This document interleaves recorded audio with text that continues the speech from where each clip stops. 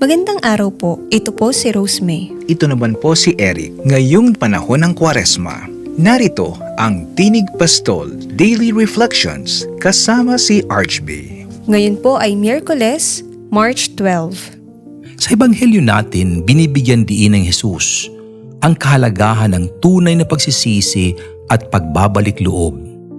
Pinanggit niya ng mga taga-Ninive na matapos marinig ang babala ni Jonas, ay agad na nagsisi at nagbalik sa Diyos.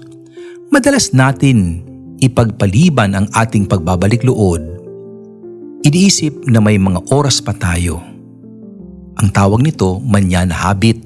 Ngunit pinapaalala sa atin ng Panginoon na ngayon ay tamang panahon upang magbalik sa Kanya. Hindi niya hinihintay ang ating pagiging perpekto, kundi ang ating pusong handang magbago.